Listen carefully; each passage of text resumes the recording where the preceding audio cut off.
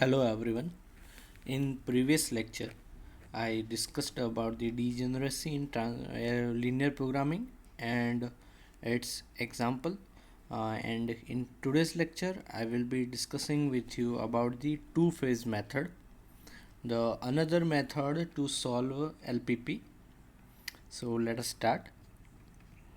So this is about the two-phase method in which we solve the LPP using two phase. The phase 1 includes in phase 1 to obtain the initial basic feasible solution, one artificial objective function is generated. जैसे कि B game method में artificial variable add किया जाता था, वैसे ही यहाँ पे first phase में हम इनिशियल बेसिक फिजिबल सॉल्यूशन को ऑब्टेन करने के लिए एक आर्टिफिशियल ऑब्जेक्टिव फंक्शन क्रिएट करेंगे. वो कैसे करेंगे वो मैं आपको स्टेप बाय स्टेप बताऊंगा. अगला जो स्टेप है वो क्या है फेज़ 1 में, this artificial objective function is summation of all artificial variables. ये जो आर्टिफिशियल ऑब्जेक्टिव फंक्शन है वो जो हमारे सारे के सारे आर्टिफिशियल वेरिएबल्स है उन सब का समेशन है, यानी कि उन सब को ऐड करके हम उसको क्रिएट करेंगे हमारा जो भी ऑब्जेक्टिव फंक्शन है उसको. It is minimised subject to constraints given, और उसको हम मिनिमाइज करेंगे जो भी हमारी कंस्ट्रेंट्स दी हुई है उसके according. Then objective function is minimized irrespective whether original problem is of maximization और minimization.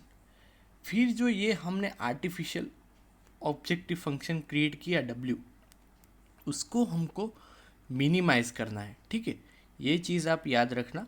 उसको हमको जो भी हमने आर्टिफिशियल ऑब्जेक्टिव फंक्शन यहाँ पे बनाया है उसको हमें मिनिमाइज करना है इरिस्पेक्टिव जो भी ओरिजिनल प्रॉब्लम है वो मैक्सिमाइजेशन है या मिनिमाइजेशन है. Suppose there is one problem z is equal to 6x1 plus 3x2. Now this is the our main objective function which is suppose of maximize. Now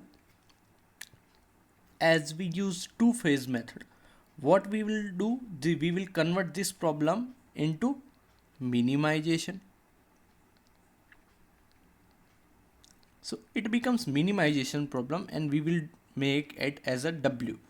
And W, if there is any artificial variable, suppose there is plus ma1, so that becomes our objective function.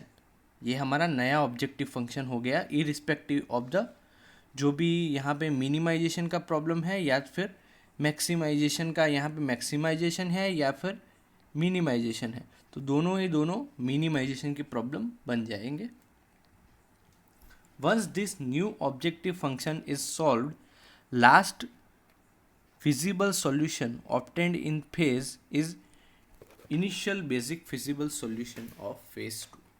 इसको convert करने के बाद हमको जो भी हमारा simplex method है या फिर बीगम मेथड है उससे ये जो नया हमने ऑब्जेक्टिव फंक्शन क्रिएट किया है उसको हमें सॉल्व करना है. और जो सॉल्व करने के बाद जो लास्ट टेबल हमको मिलेगा वो हमारा फेज़ 2 में यूज़ होगा. और जो फेज़ 2 में है उसको हम जो ओरिजिनल जो हमारा ऑब्जेक्टिव फंक्शन था ओरिजिनल z उसको यहाँ पे ऐड करेंगे, जो कोफिशिएंट ऑफ बेसिक था उसके वहाँ ऐड करेंगे और उसको सॉल्व करेंगे तो हमको डायरेक्टली सॉल्यूशन मिल जाएगा. अभी ये चीज़ करने की ज़रूरत क्यों पड़ी, क्योंकि कभी कभार क्या होता है कि जो कंस्ट्रेंट्स होती है वो बहुत ज़्यादा हो जाता है होती है या फिर जो जेड है उसके अंदर जो उसको सॉल्व करना है उसमें इटरेशन बहुत ज़्यादा बढ़ जाते हैं. तो जो हमारा जेड है उसको स्मॉल करने के लिए ये मेथड यूज़ होती है, क्योंकि इसमें जो जेड है वो चेंज होके यहाँ पे आर्टिफिशियल वेरिएबल बन जाएगा और वो स्मॉल होगा ताकि जो भी इटरेशन हम लेंगे वो सॉल्व करने में इजी हो जाएगा. ठीक है, जो दूसरा फेज़ है वो है the feasible solution attend in phase 1 is the starting solution for original problem. जो पहले फेज़ में हमको जो सॉल्यूशन मिलेगा वो हमारा दूसरे फेज़ के लिए स्टार्टिंग टेबल होगा, स्टार्टिंग इटरेशन होगा. Replace artificial objective function is replaced by original objective function. जो भी आर्टिफिशियल ऑब्जेक्टिव फंक्शन है उसको रिप्लेस कर देंगे ओरिजिनल ऑब्जेक्टिव फंक्शन में, और उसकी कोफिशिएंट भी वहाँ पे ऐड कर देंगे. Based on the value of Cj minus Zj for decision variable and slack variable is calculated according to given objective function, maximization or minimization. Further procedure is done using simplex method until the solution is obtained. This we will see in one example. जो भी Cj minus Zj है उसको हम solve करेंगे और देखेंगे कि हमारा जो प्रॉब्लम है एज अ मैक्सिमाइजेशन का है या मिनिमाइजेशन का है, उसके लिए जो सिंप्लेक्स मेथड का जो स्टेप है वो अचीव हुआ कि नहीं हुआ. यहाँ पे कुछ नोट्स दी हुई है. सबसे पहले नोट है जो हमारा नया ऑब्जेक्टिव फंक्शन है वो अगर W मिनिमाइजेशन है greater than or equal to 0 है and at least one artificial variable appear in the basic at position level, then given problem has no feasible solution and the procedure terminates. यानी कि अगर basic में जो भी artificial variable है वो अगर वहाँ पे आएगा, एक भी आर्टिफिशियल बचता है वेरिएबल, तो हमको कोई भी फिजिबल सॉल्यूशन नहीं मिलेगा. जो भी इनफिजिबल सॉल्यूशन का केस है वो यहाँ पे आ जाएगा, वो हमने प्रीवियस भी डिस्कस किया था. अगर W minimum is equal to 0, जो W मिनिमम हमको मिलेगा वो अगर 0 मिलेगा तो क्या होगा, one or more artificial variable appear in the basic at the position at the positive level, then the optimal solution can be obtain. अगर W मिनिमम जो हमको मिला वो अगर 0 मिलता है, ठीक है, मिनिमाइजेशन में, then one or more artificial appear in the basic और ऑप्टिमल सॉल्यूशन हमको मिल सकता है, ठीक है. और दूसरा जो केस है W मिनिमम इक्वल टू हमको 0 तो मिल गया लेकिन कोई भी आर्टिफिशियल वेरिएबल प्रेजेंट नहीं है, then the basic feasible solution is obtain. तो वही हमारा जो बेसिक फिजिबल सॉल्यूशन होगा. ये सारी जो नोट्स है वो हम एग्जाम्पल के थ्रू भी देखेंगे. If during solving the problem in phase 2 artificial variable becomes positive, अगर आर्टिफिशियल वेरिएबल पॉजिटिव बन जाता है, then for selecting the leaving row, that row is selecting irrespective of the minimum positive ratio approach. जो अगर artificial variable को हमको select अगर positive बन जाता है, ठीक है, देन फॉर सिलेक्टिंग लिविंग रो, जो हमें लिविंग वेरिएबल जो सिलेक्ट करते हैं उसको सिलेक्ट करने के लिए हमको जो भी मिनिमम पॉजिटिव का जो भी है उसको इग्नोर करके जो आर्टिफिशियल वेरिएबल वाला है उसको हमको रिमूव करना है, ठीक है. तो यहाँ पे ये एक नोट है जो भी फेज़ 2 है उसके लिए अगर रिमूव करने को आता है तो मोस्ट ऑफ द केस में फेज़ 2 में क्या है, हमको सॉल्यूशन मिल ही जाएगा. Let us take one example. Use two phase method to solve the following problem. यहाँ पे z दिया हुआ है 5x1 प्लस 10x2 और उसके साथ यहाँ पे कंस्ट्रेंट्स दी हुई है. सबसे पहले कंस्ट्रेंट है less than or equal to type 2x1 plus x2 less than or equal to 6. Second is x1 plus x2 less than or equal to 6 and third is x1 plus x2 greater than or equal to 6 and x1 and x2 are greater than 0. अभी यहाँ पे ये जो constraint है ये greater than or equal to है, तो इसको हम स्टैंडर्ड फॉर्म में कन्वर्ट करेंगे तो क्या होगा, x1 प्लस x2 और जो भी जो स्लैक वेरिएबल होगा वो अपोजिट साइड पे ऐड होगा.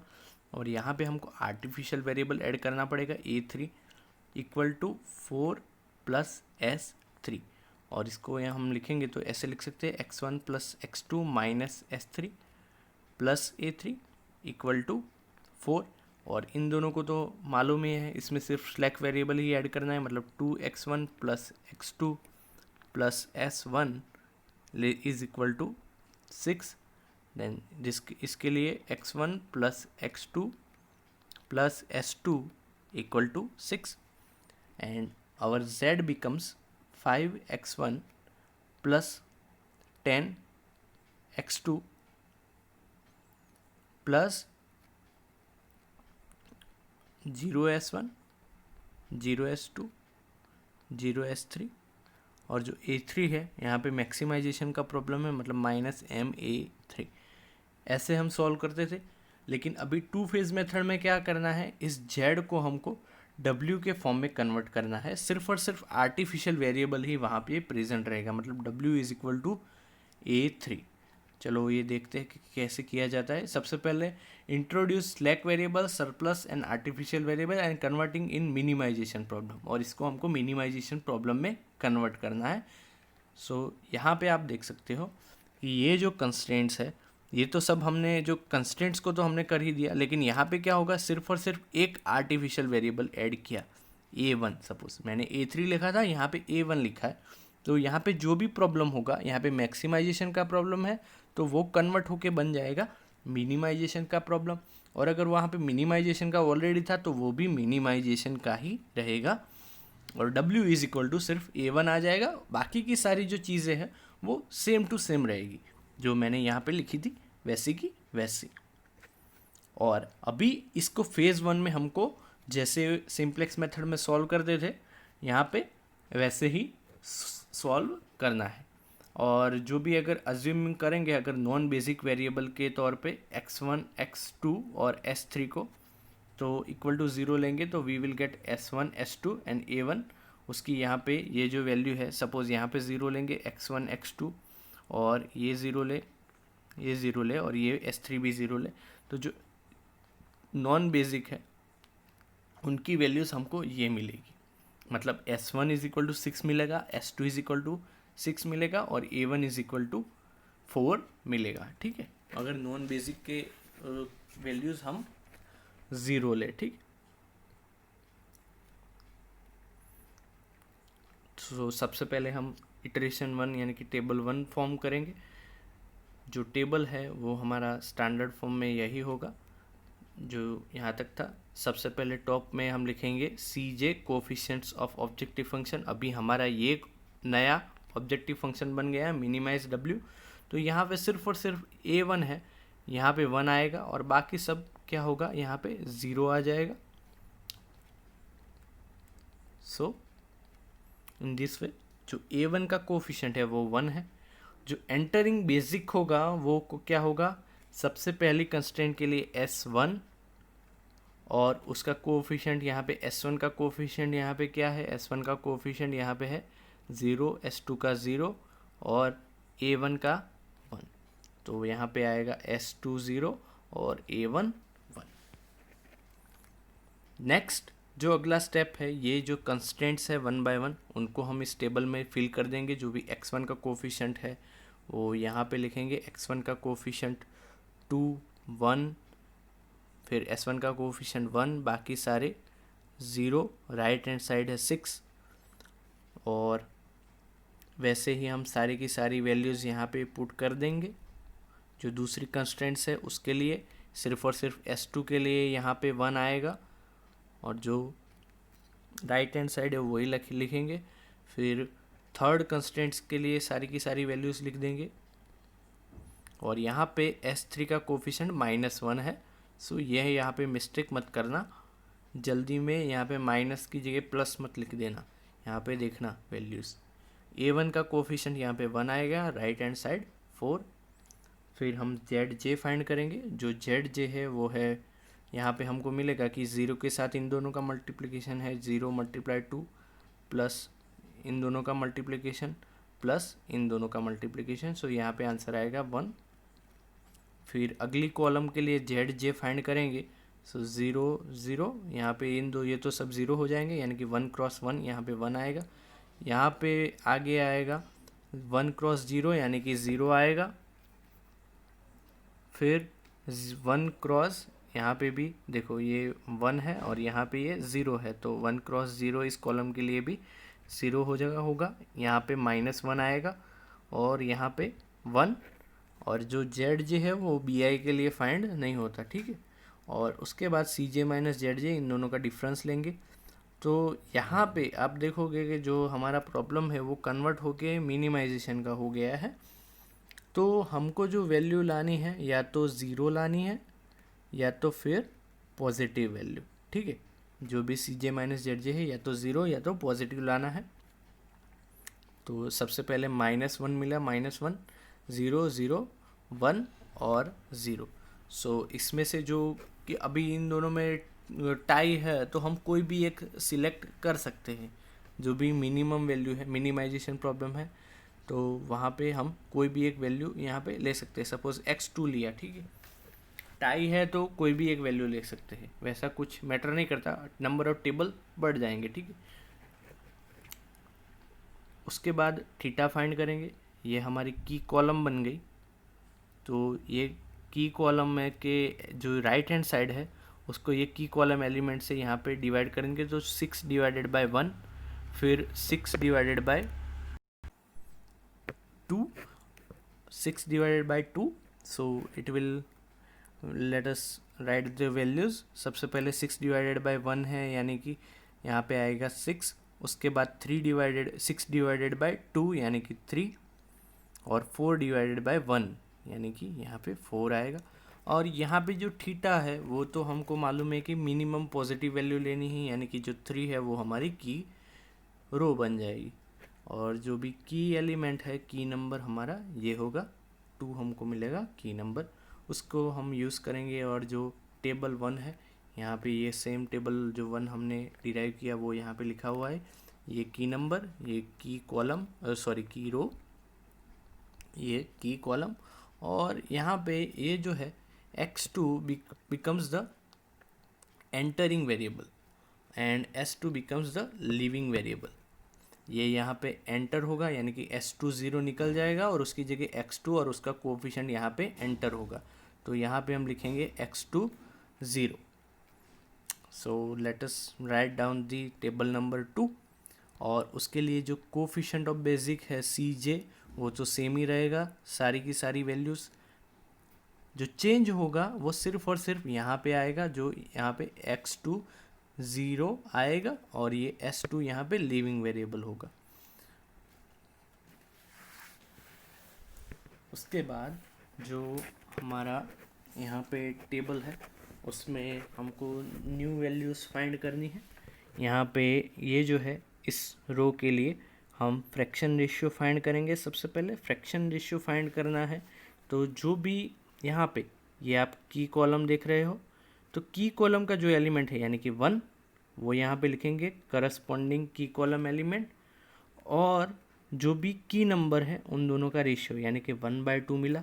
और यहाँ पे हमको वैल्यू फाइंड करनी है इस जगह पे, तो जो ओल्ड वैल्यू है यानी कि 2 माइनस जो भी उसकी लाइन में, यानी कि ये हमारी की रो है, की रो में कौन सा नंबर है, यहाँ पे 1 है, ठीक है। Let me clear this first, यहाँ पे 1 है तो वो होगा करस्पॉन्डिंग नंबर, तो उसको लिखेंगे 1 into fraction ratio, fraction ratio is 1/2।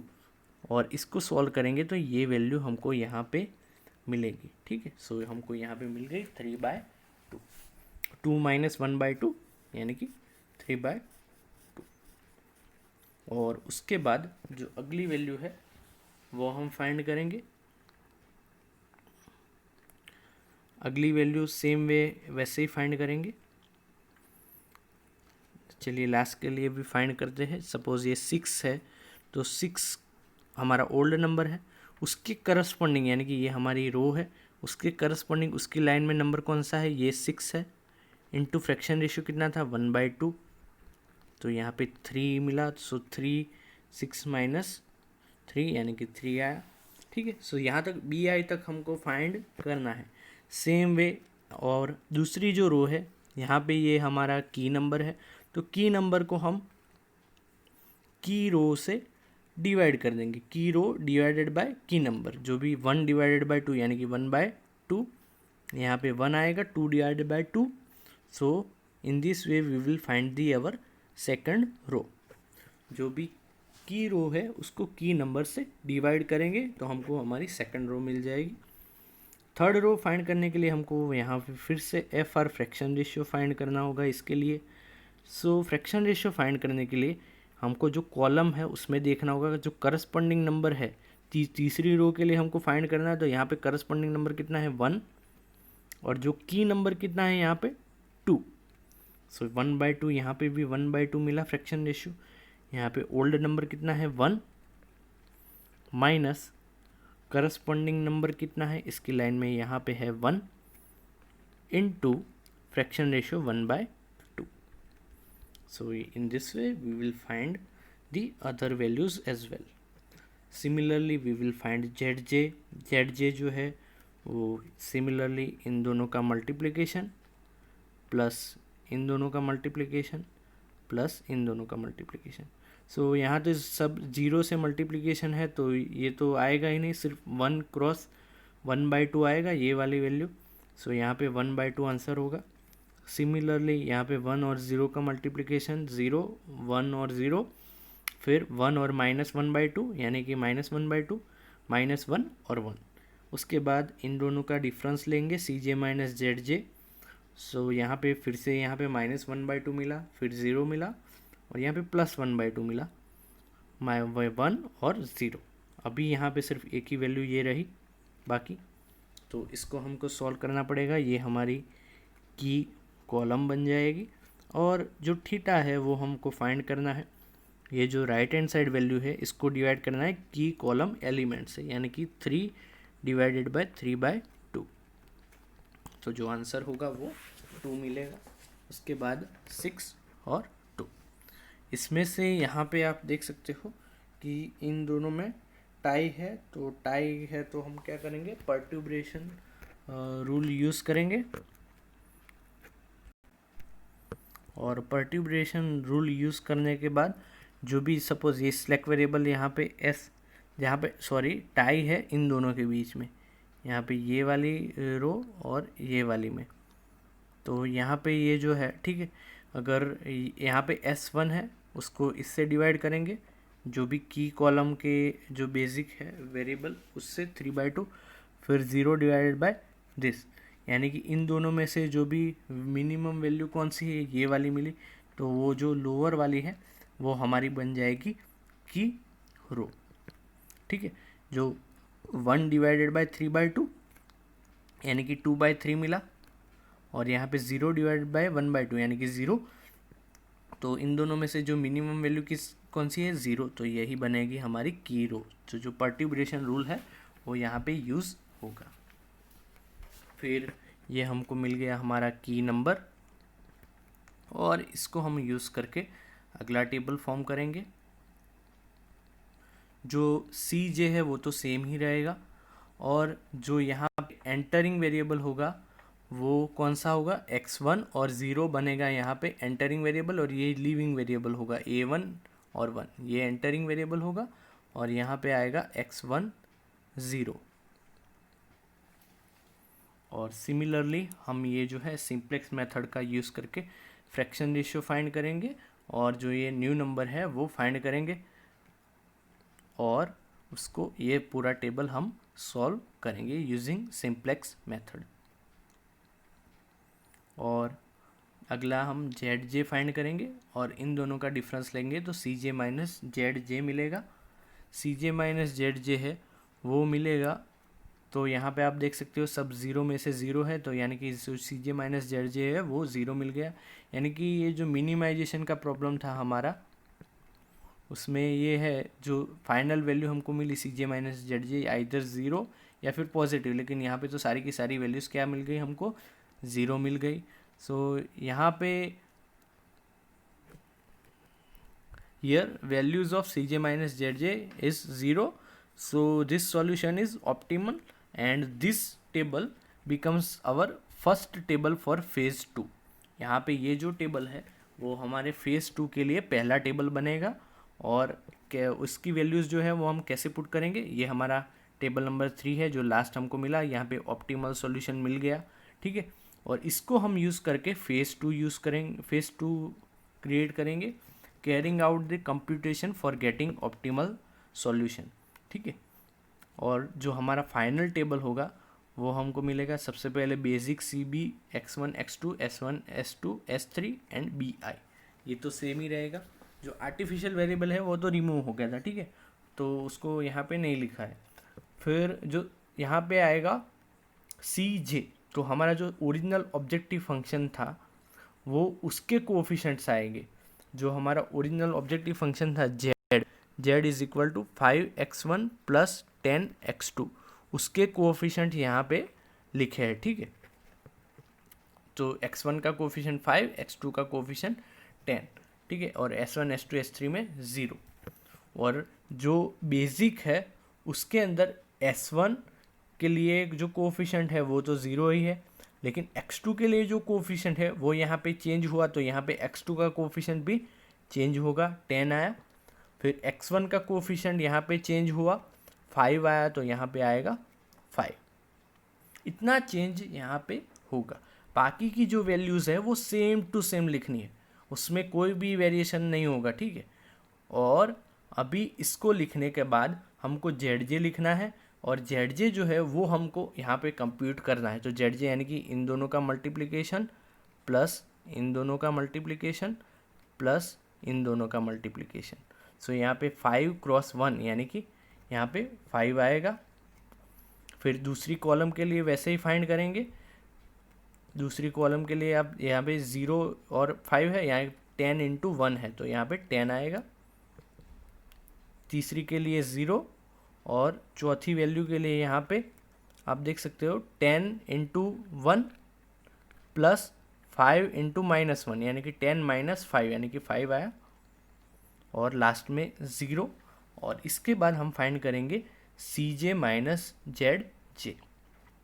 जो CJ माइनस ZJ हमको क्या मिलेगा, 0 0 0 -5 और 0। हमारा जो ओरिजिनल ऑब्जेक्टिव फंक्शन है वो था क्या, maximise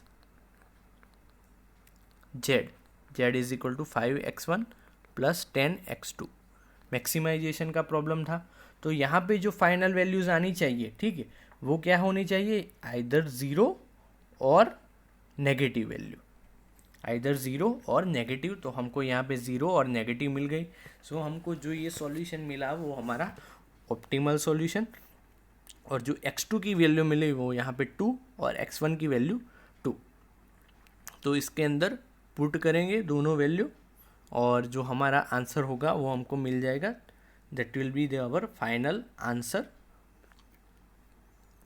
So here the value of CJ minus ZJ is either 0, so this solution is the optimal, and our final answer is Z is equal to 30, ठीक है।